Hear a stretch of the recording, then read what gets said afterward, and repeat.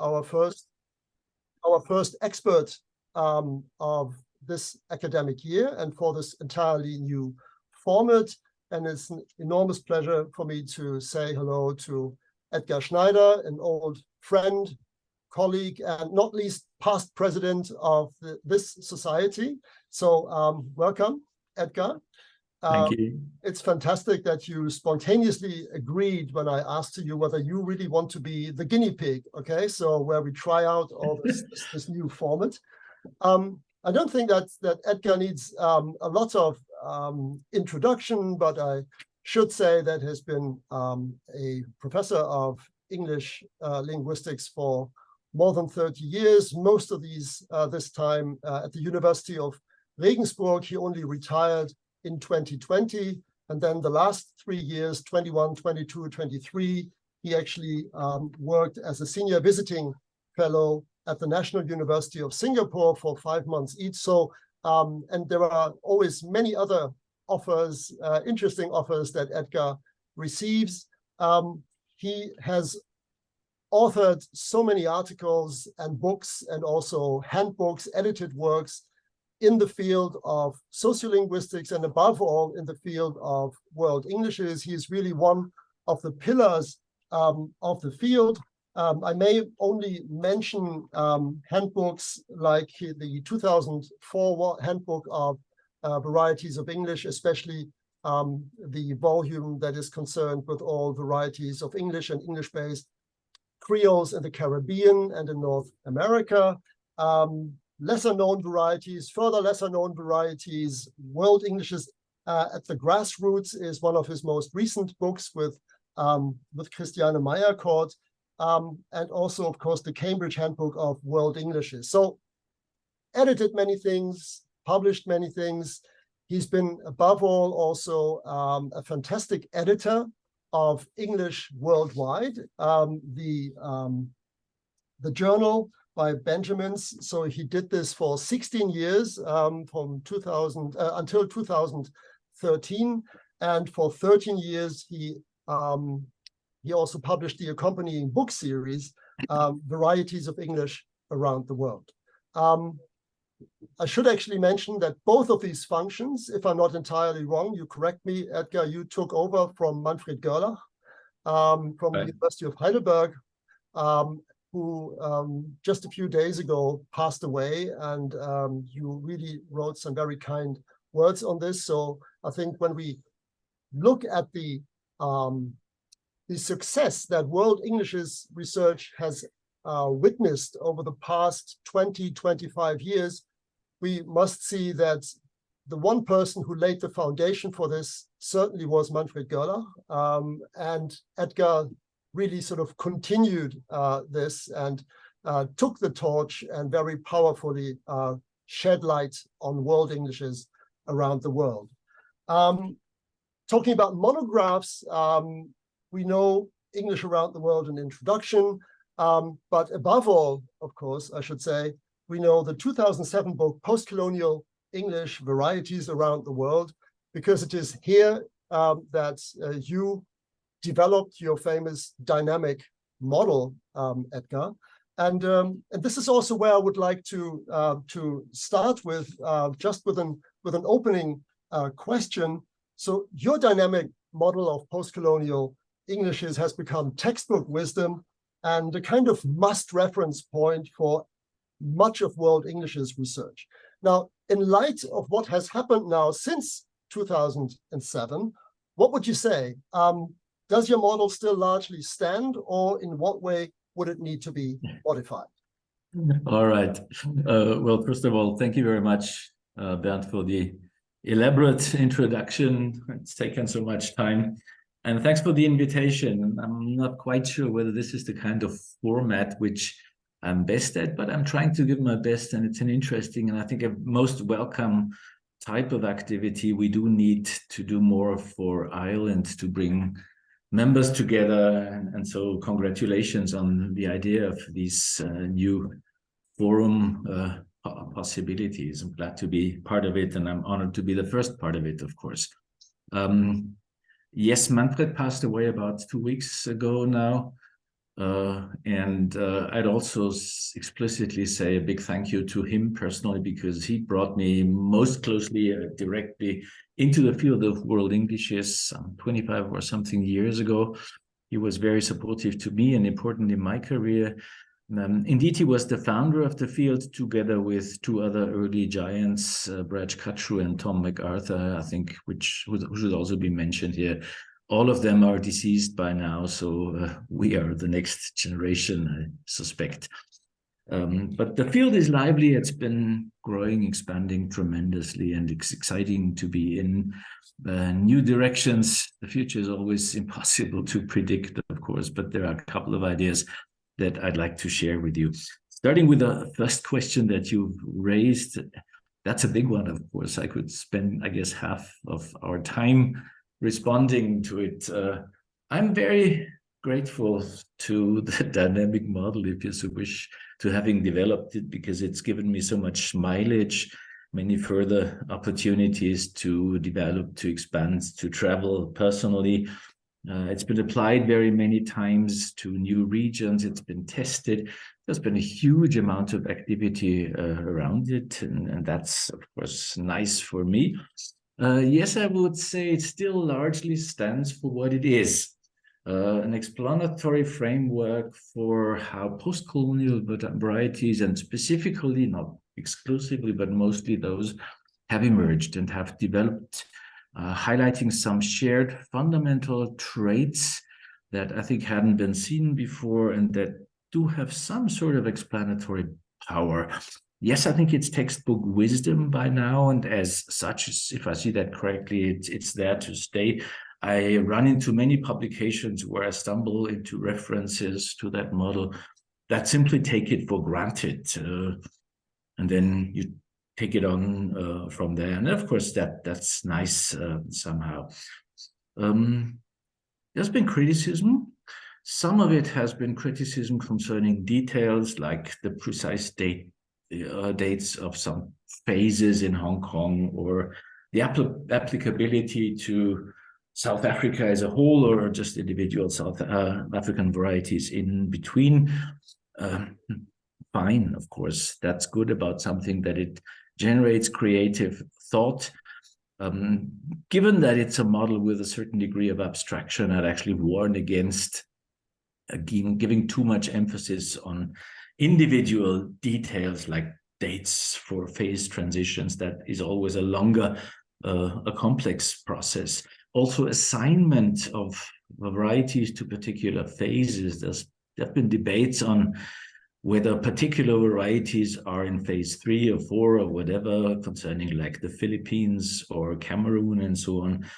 Interesting, but I don't think that's really of primary importance. That has even turned into something like an achievement, a sign of maturity of a given variety, which it can be, but doesn't have to be. I mean, each variety in each of the developmental stages has its merits and its distinctive properties. What I found really interesting is there have been a number of attempts at testing predictions that are implied in the model empirically. There's some quantitative work by, for instance, Mukherjee in Greece.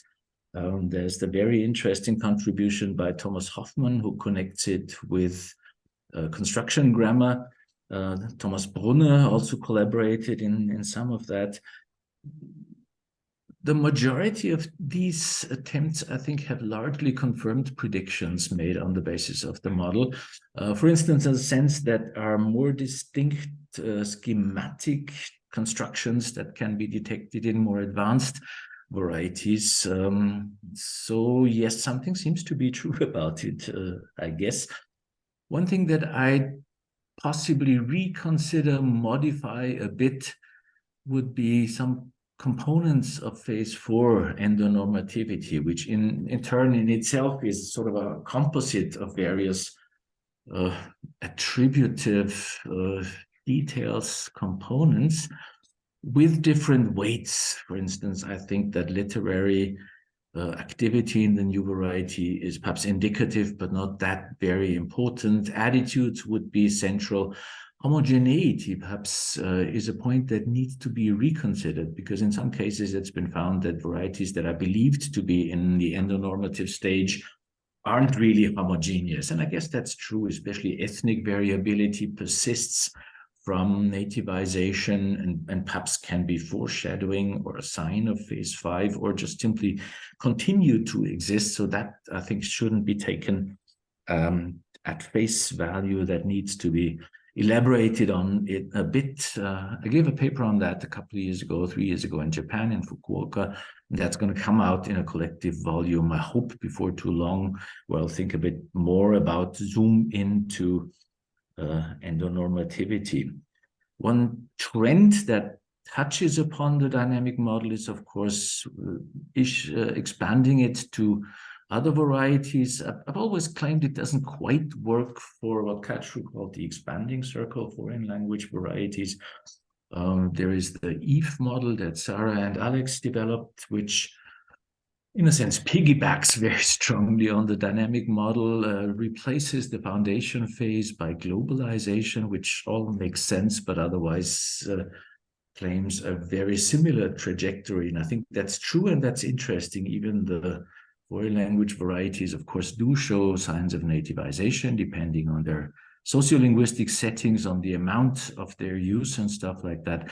So this is something that can be looked at more closely, and that perhaps needs to be integrated, or has been integrated to some extent. In that volume that Sarah and Alex edited in 2020, in the end, Sarah Bushfeld comes up with a notion of multi-normative post-nativization stage, which to me makes quite some sense, I think, bringing together multilingual settings and a few other kinds of possible developments. Even the precursors that I looked into by Liamson and Schmidt and Moak and others, in some cases for a phase 4 considered the option of a variety being recessive. So that, I think, can be built into, and that could be enriched that way.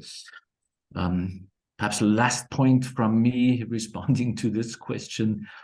One aspect of the model that's been touched upon, perhaps criticized fairly strongly, and that is interesting, is whether it's applicable indeed to first language and second language varieties in much the same way, Katru's inner and outer circles.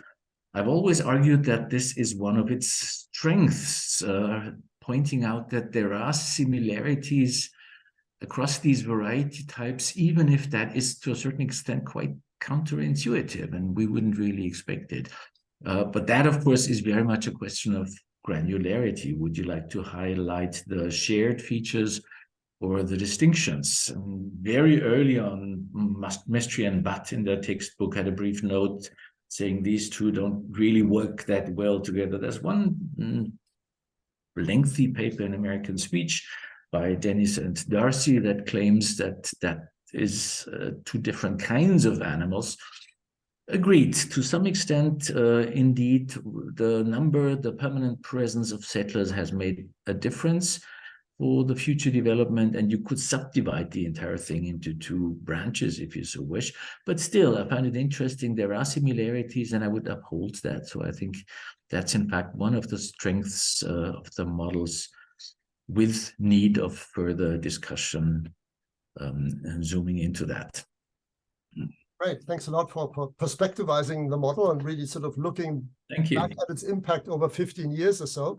I should let all the listeners simply know how we were planning to organize our meeting today. So, of course, I prepared a number of questions, but we actually thought, and I actually thought, that whoever is the relevant expert at a meeting, this person should also be given some 10 minutes or so for presenting his or her ideas in one go on the question of the relevant meeting. And after that, we can come in with questions. So you can already think of questions which you would ask once Edgar has shared his screen and has just presented some basic thoughts on the topic on new directions in World Englishes research. So there are just 2 slides that Edgar has prepared and that he wants to to talk about. And I suggest if there are then questions already that you have, don't hesitate to indicate this in the chat or simply raise your hand or whatever you want to do in order to attract my attention. If there are no questions, don't worry, I have a few more interesting ones waiting here. Okay. Stefan wants to ask a question before Edgar has started, but Stefan, yeah, so go ahead. Thank you, Edgar. It's great to see, you taking stock, and it's something that's, you're totally right. It's part of the textbook insights now, and it's there to stay for a long time.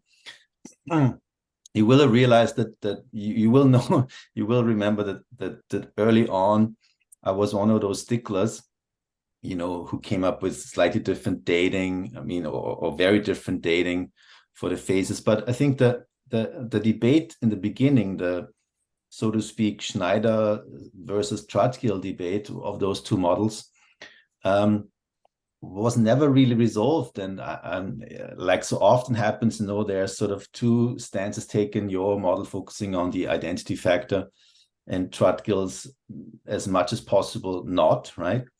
And I think there would have been important insights to be gleaned, because your models are very different in nature. They were compared where they in fact shouldn't have been pitted against one another. Would you agree with that point of view? They are quite different. Thank you, Stefan. Yes, they are quite different in terms of various properties and approaches, and also goals. There was this lengthy discussion 2008 in, what was it? Journal Language and Society, yeah. Language and Society, right? And my resolution of the different perspectives would be that I think we focus upon different phases, shades of the overall development. In particular, Peter's emphasis was very much on tabula rasa types of situations, the kind of thing that he found when people migrated to New Zealand, on which he built most of his work. And there, indeed, quantities play a major role of the contributors to the feature pool in Mufwene's sense. And identities at that point probably don't exist as yet. And I think identities form very strongly during possibly the nativization phase, but become really important and strong then in endonormativity, when a distinction between us and the others becomes central also for cultural and linguistic developments.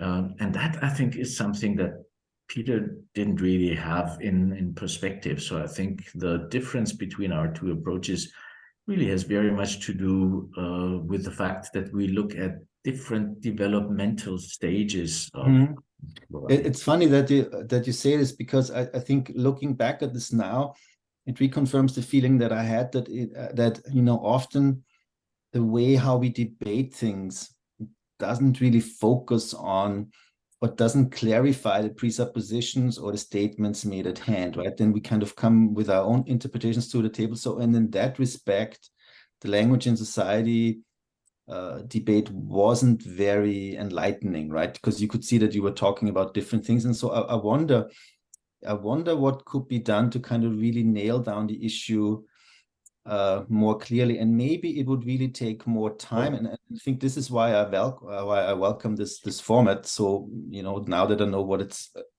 about, that Al has put up here, that you can really sort of in a friendly atmosphere debate the key questions, and that takes a long time. And I think that is something that like so often when the model came out, we didn't achieve, right? Or you as the more experienced ones. It's a hard thing to do, and I know this myself now. It's very difficult to not be misunderstood, or to understand the other one precisely how it is intended. Sounds a bit negative to me, Stefan. I'm not quite sure whether I really fully agree. I mean, life is complex, interaction is complex. There are usually many interaction actants, many different shades of opinion, many different issues and components that need to be weighted. And in the end, then, yes, you have a debate like that where people highlight slightly different aspects, where consensus is not really that difficult to reach. But I don't think that's a negative thing. That contributes to the thriving of further thoughts and possibilities and contributions and so on. Let me perhaps just now return to my list, because I think that also makes sense in that framework. We have a number of different options, perspectives that can be touched upon in the overall context of world Englishes. And I don't really, some people know that I'm not really very happy about having to talk about that dynamic model, because that's in a sense so long ago. I'm happy it exists, but there's so many other more interesting, fresher things that have happened and that I've also done since then. So this is basically a list of what I perceive as, let's say, some trends, issues in world Englishes research, relevant dichotomies that we need to consider, where we have to position ourselves, and possibly touching points for investigations, further questions afterwards. One I've mentioned, there is certainly growing interest in non-post-colonial countries these days and the diffusion of English there. There's been important work on, for instance, the Netherlands, Korea, Namibia. There's plenty of stuff coming on China. Japanese English is a notion of which I've never really been fully convinced, because in reality, in real life circumstances, as far as I know, the Japanese don't talk English that much.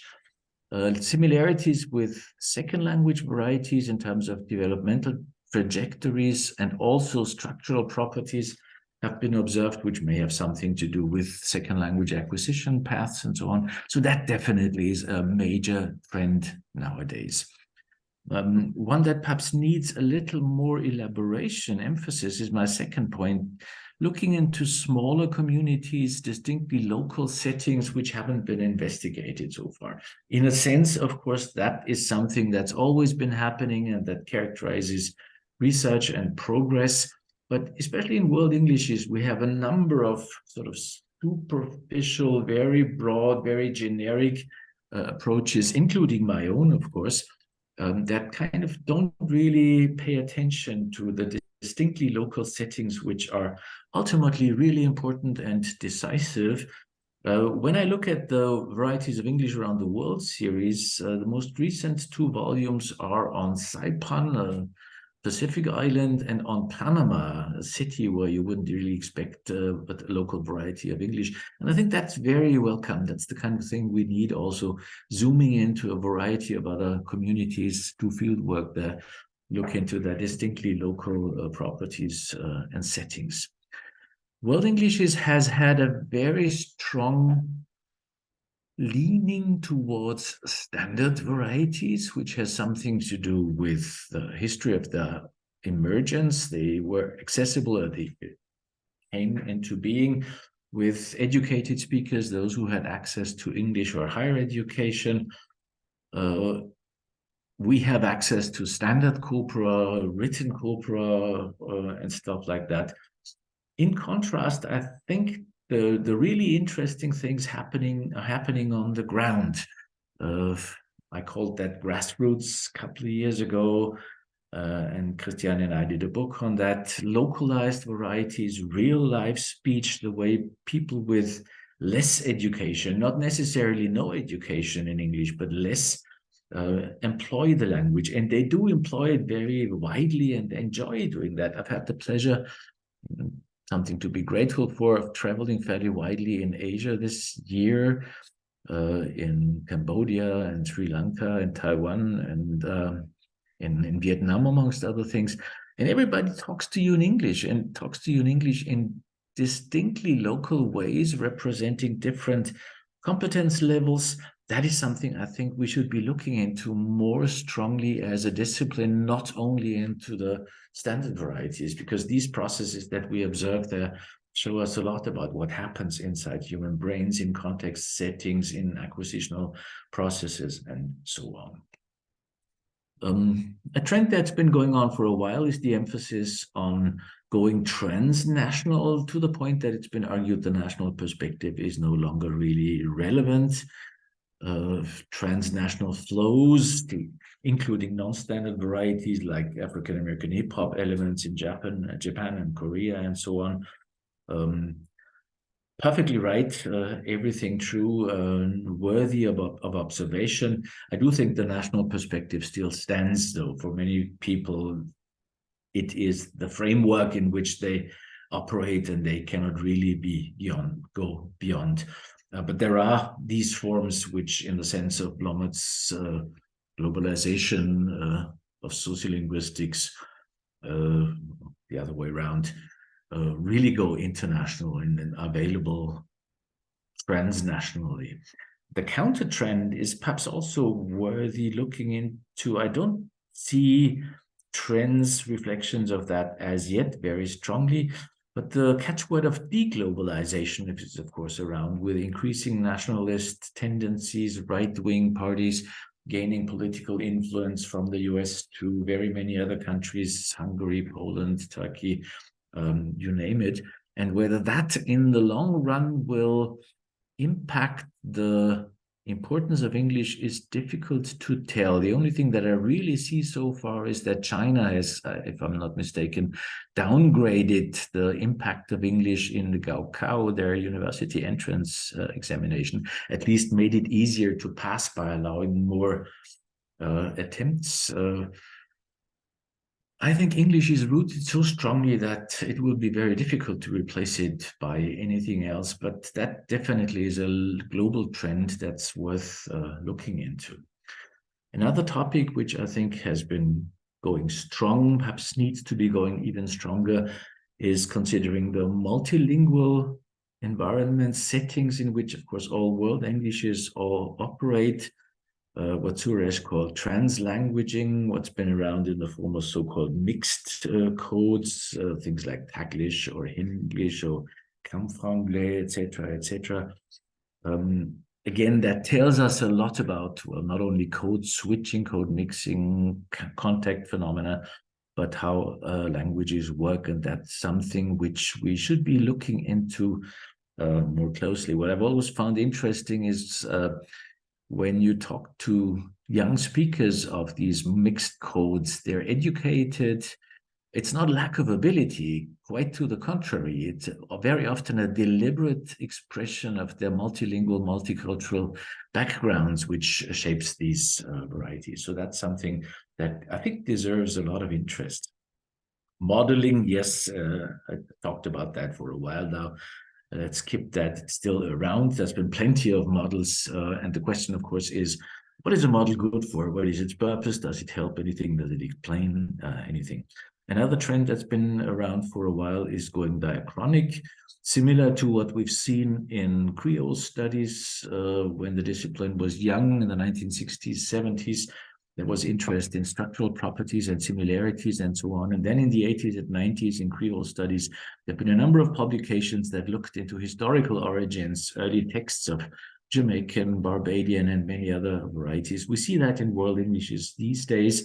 The most developed one, I think, would be Thorsten Brato's study of Ghanaian English, which is really built on a structured historical corpus. There's been some work on Hong Kong and its history, some on Singapore, of course, some work on the diachrony of discourse particles in Singapore. And if I'm not mistaken, it's turned out to be difficult to compile a systematic corpus because of lack of access on the side of state archives to all the texts, but I'm not quite aware of what's been going on there. But that definitely is an interesting trend as well.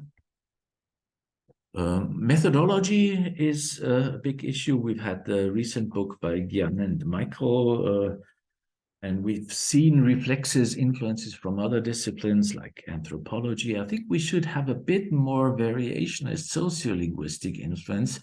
Let's say Lebovian style simple quantification of stuff could be explanatory in very many contexts, but there's little work done in those frameworks. And we might consider some social sciences impact, for instance, for questionnaire-based research. I think questionnaires are handled often in a rather simplistic fashion, which have an impact on the result, and where we could learn a lot about how that could be done better. Quantification is a major thing. It's a tide of fashion, if you so wish, in some contexts, in some journals. You feel you have to provide regression or seed trees or forests, and certainly scripts in R to be acceptable. Yes, it does yield insights, and it's certainly something we could be talking about. Personally, I've always also emphasized the importance of qualitative examples, interpretations, and stuff like that.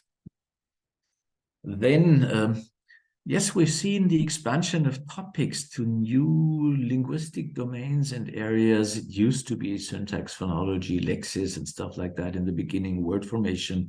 More recently, we've had a number of studies published on localized pragmatics, on discourse structure differences between Asian and Caribbean varieties, on genres in different world Englishes, which may or may not exist or exist in English, and stuff like that. So that, I think, is a welcome enrichment of the perspectives of the discipline. A huge topic, humongous, of course, is the internet and computer-mediated communication, web-based usage, language in social media, online communities of practice of whatever kind. There's model work done, for instance, in Freiburg as well. Chris Myers and his collaborators work on Jamaican diaspora in Ireland. There's a recent piece of work on TikTok and ideologies as expressed in TikTok videos in the Caribbean, and so on. I think that's a major trend which definitely will keep growing.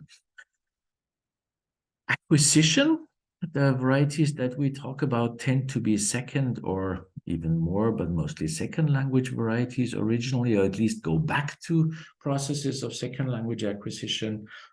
And that's something where there's still a certain amount of cleavage in terms of theory, methodology. I think that needs to be bridged. Children's speech of World English is of interest. There is a volume coming out on that topic in the very near future. There is Sarah Bushfeld's study of first language usage of English in Singapore by Singaporean and British children. But there are many more such contexts. We know that there are all these new native speakers, children who grow up with English as a first language in quite a number of countries in Africa, across Asia, and very little has been documented in that context. And I think those would be types of data where we can really also learn something very fundamental about language, language acquisition, language variation, and all that. 2 points finally. The first one perhaps a bit minor, but English very often is used for special purposes in international communities. That touches upon the last point ELF lingua franca uses, of course, because that is a type of lingua franca usage. We've had a number of studies of business English, academic uses in the lingua franca framework, but I think there is so much more. If you're into sports, if you're into music, whatever kind of community of practice, if it's done internationally, that is going to be done in English. I had a paper on scuba diving English many years ago, which kind of was a fun piece, but definitely something which is, I think, indicative of what's also going on with the language. So in general, the relationship between World Englishes and English as a lingua franca is something that needs to be entered and explored further. My view, but I know that's not quite uncontroversial, is that lingua franca uses branched off from World Englishes. I think what definitely is the case is this young new discipline, which has been established more or less independently by now, needs more empirical documentation of what's really going on in interactions between speakers from different linguistic backgrounds in a variety of different sociolinguistic settings. We have the voice corpus from Vienna, of course, that's students who interact, but there are so many other situations when speakers from different linguistic backgrounds use English to communicate, all with their distinctive sociolinguistic properties and structural consequences. I remember way back in the origins of the discipline, and I wouldn't know if that's been published or where it is, I came across a study of truck drivers who are very often Eastern Europeans, Bulgarians, Romanians, and when they enter the European Union across borders, they have to interact with border agents somehow, and they do it in English, and very often both sides command very little English, but they have to have successful communication in the end. I think such contexts really would be interesting to be recorded for field work, for documentation, for further analysis. And many, many more, of course. I mean, that's just really a very selective and probably highly subjective rundown of possibilities. Well, thanks. Thanks, Edgar. So that's a lot of fodder for discussion. I should actually also say something about our time management. So we were planning on these events as something like 60 to 80-minute events. So let's say this would be another half hour. Let's see how lively the discussion is. But even if we get more questions, then we would definitely stop at 1/2 the full hour. So, but we are still at the beginning of the discussion. And since there are so many people here who now had the opportunity to listen to Edgar and his ideas about trends and also prospects of the field, maybe there are some questions at this point already. Otherwise, as I said, there are a few questions that I myself have also prepared. So, but this would be a first opportunity or another opportunity for you to come in, and maybe you want to take up various of the points that Edgar mentioned. Anything I see? I don't see any hand up or so. You have to be quick, otherwise I'll be quicker. Okay, so I want to talk about host privilege. Well, I don't want to exploit my privilege too much, but okay, so here it is. Raise my hand, sorry. Oh yeah, okay. I really now will try to ask 1 or 2 more questions, about always watching out for another hand that goes up. I think, Sabrina, you have to take down your hand, otherwise I'll be definitely confused until the end of this meeting. No, but we talked just about Anguilla and being a British colony, and therefore British English should be sort of the thing to aspire to. So of course, my question would be something that I guess people working in world Englishes never have to answer. How do you see the future on research on standard English and the standard varieties of British and American English vis-a-vis world Englishes research? Is this something that we no longer do, or that we only do because many of us educate future teachers of English, and therefore we should be aware of the norms of the 2 major target models in the English-speaking classroom, at least in Europe? I guess we shouldn't be restricting this to Europe. I touched upon this in passing very briefly. As a discipline, I think we have too much of an emphasis on standard varieties anyhow, which has historical reasons. The sociolinguistic source of the growth of world Englishes varieties, and it has methodological reasons. Much of what we're doing now uses electronic corpora, which increasingly are taken from the internet. The internet represents writing. The closest you get to speech is blogs and stuff like that. Certainly, yes, the ICE corpora have 60% speech, but even that is very often scripted or somewhat formalized types of settings. So there is a huge dominance of formal usage, of standard usage built into the discipline. Which is welcome as well, of course, but on that level, we have this Procrustean bed of norms and norm considerations that have figured prominently, I think, in the earlier discussions. We have authority kicking in. Somebody's entitled or has the power to tell what's right and wrong, certainly in the educational system. We have power relationships reflected because access to good English, quote unquote, is an issue. It's just not available to many speakers.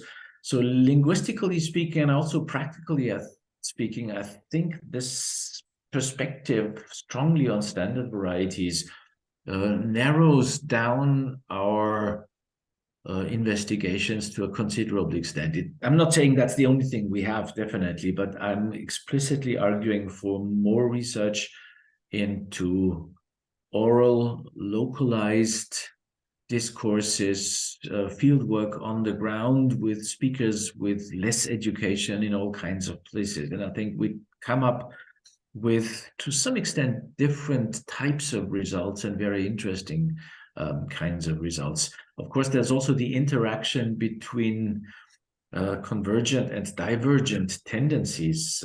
Divergence is something we probably find on the ground in localized settings, in oral performance, whereas writing and international and transnational and formal performance will remain uniform. I don't think there's any danger of English breaking apart like the Romance languages did.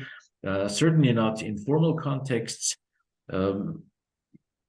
On the level of speech and localized performance, that's been happening for centuries anyhow, and not only in World English's contexts. Look into British English and American English and take, I don't know, a Scottish fisherman and somebody from South England or somebody from the southern US and standard speakers from elsewhere. They will find it difficult to interact in their native dialects and varieties. So on the oral level, we have much smaller types of entities and units. In fact, in general, I would think that World English's research could profit from picking up, applying methodological conceptual approaches as they had been developed for first language dialects like dialect geography, quantitative variationist sociolinguistics studies, and things like that. We've seen some of that, but very, very little. And I think it would be insightful. Let me quickly ask a follow-up question on this that has to do with the significance of the nature of data in future World English's research. This really sort of relates also partly to what you said. So what is really needed? Would you see, let's say, more importance for working with internet data or compiling new corpora that allow large-scale quantitative research, or would you rather opt for more qualitative data, interview-based data, for instance, let's say going to smaller locales, exploring the ecological, the language ecologies of individual spaces and the role of English there. So what do you think? What kind of direction should World English's research take? Of course, you can give the useful answer in all directions, but you personally, what do you think is more important and should receive a greater weight? Yeah, it depends on one's research question, quite clearly. We can't do everything at the same time, so we have to come down with a specific topic of interest for any particular project, and then that will determine what kinds of data we need and what kinds of data we might want to collect. As you're saying, everything is interesting somehow, of course, because that's all the world of language usage, varieties of English, etc.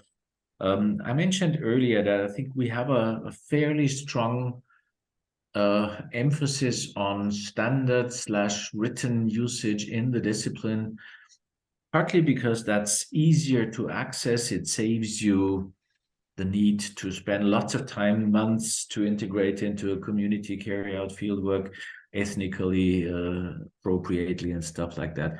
So personally, I would think I'd support stronger trends towards localized oral usage, as I mentioned before, which I realize, and I'm in the happy position that I'm old enough, I don't have to do that, I won't be able to do that much longer, is time-consuming, is demanding, and of course, if we're talking about academic contexts, then there are time constraints, there are financial constraints, and so on.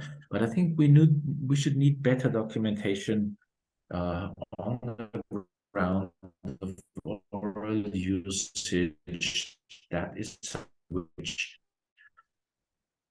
is underrepresented in for another 15 minutes or so, and then I come to my final announcements. And Stefan, you've raised your hand. I'm perfectly willing perfectly willing to give them up if there is anyone else who would like to come in with a question. But maybe just as a follow-up to what Stefan discussed, and also what Julia brought up. So I don't know, maybe Edgar can deepen our frustration, or he can give us some good news here. So which role can or should World Englishes play in popularizing linguistics? So I mean, you've given keynotes all around the world, and so is World Englishes a topic that you think can capture the interest of people who are even only moderately interested in linguistics, but perhaps interested in language?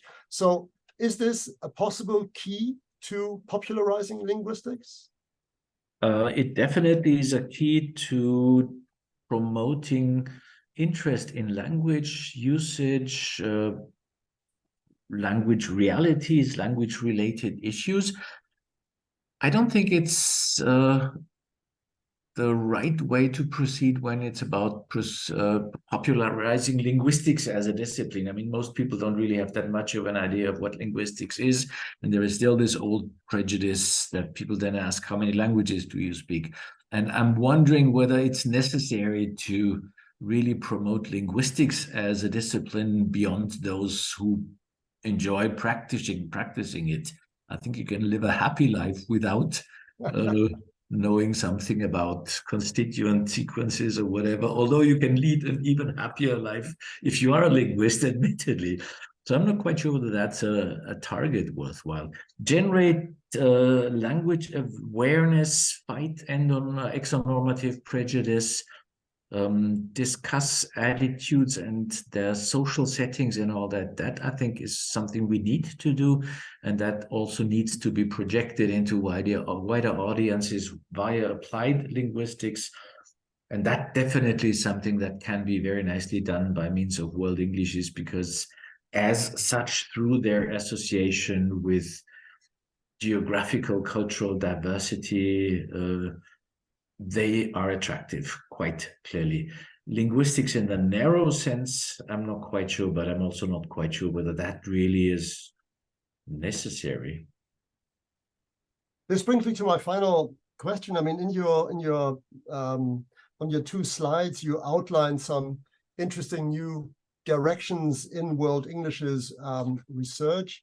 Now, are there also directions or roads that should better not be taken? So is there anything that you'd warn PhD students or postdocs against, that this is not the right way of going ahead if they have an interest in World Englishes research?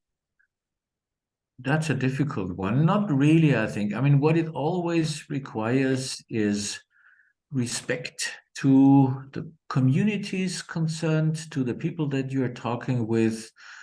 It has a deeply humane side to it if done properly. I think I remember Reverend McDavid, grand old father of American dialect geography, decades ago, said you have to like people. And I think that still applies if you want to be a good, at least field linguist. You can be an armchair linguist. I'm not quite sure about that.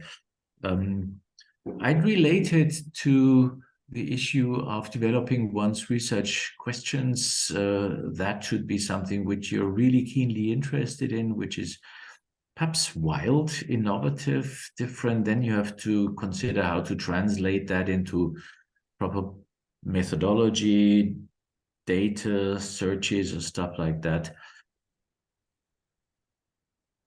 So I'd phrase the question positively, I think, not necessarily warn against negative options, possibilities. I mean, can never be excluded, I guess, but in a positive sense for junior scholars, I'd say be wild, perhaps challenge authorities. Don't just believe what your teachers tell you, question what you've read, and don't quote necessarily the teachers too often.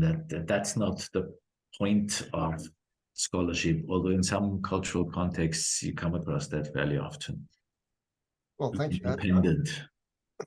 Always in a positive vein. Yeah. So I mean that's good. There's a last opportunity for asking Edgar about new directions in World Englishes research. I give you exactly 3 seconds. 1, 2, 3. And all I can say then is thanks a lot, Edgar, for thanks to all of you so for willing. your questions, for being there.